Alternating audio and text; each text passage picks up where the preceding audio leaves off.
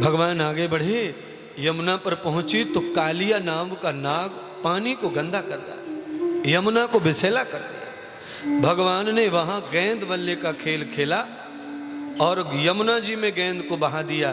भगवान गेंद पाने के लिए यमुना में उतर गए। जब भगवान पाताल की ओर जा रहे थे पानी में, तभी पाताल में नाग की पत्नियां भगवान का ध्यान कर रही थीं। पहले भगवान पत्नियों से मिले, जाके अपनी भगतानियों से मिले।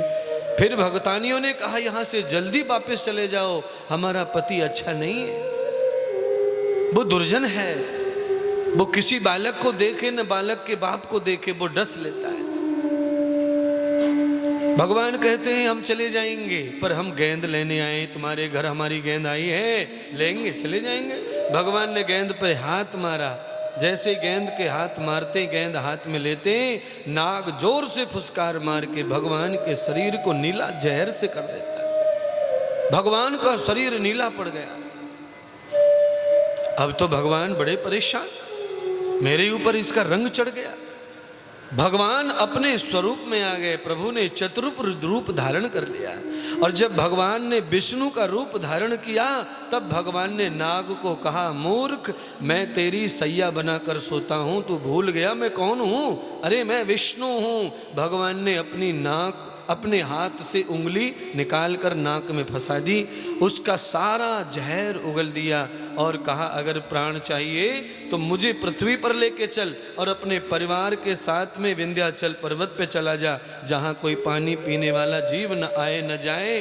भगवान उसके फन पर बैठ गए, खड़े हो गए, नृत्य करते हुए बांसुरी के साथ भगवान यमुना में बाहर आ गए और नाग अपनी पत्नियों को लेकर विंध्याचल चला गया। तब भगवान का नाम ब्रजवासियों ने नागर रख दिया। नाग के फन पर नृत्य कर रहे थे तो नटवर रख दिया। भगवान के ऐसे नाम रख दिए गए, नटवर नागर नंदा भजोरे मन गोविंदा। नाग को नाथ लिया तब ये नाम मिला भगवान को। है तुम तो घर में किसी को भी नाथ नहीं पाते हैं, कितनी बड़ी मुश्किल है। अरे घर में 4-5 लोग रहते हैं, सब एक दूसरे के सर पे चढ़े बैठे, कोई किसी को नकेल नहीं डाल पा रहा है। और भगवान ने पाताल में जाकर, लाला ने पाताल में जाके नाथ दिया, जहर को उगल दिया।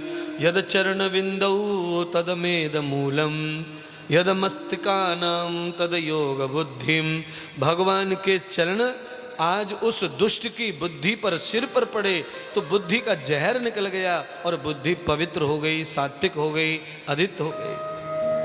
भगवान के चरणों का जल भी चला जाए ना बुद्धि में तो भी पवित्र हो जाती है खोपड़ी। इसीलिए चरण जल लेना चाहिए सदगुरुदेव का। आचमनम कृत भूया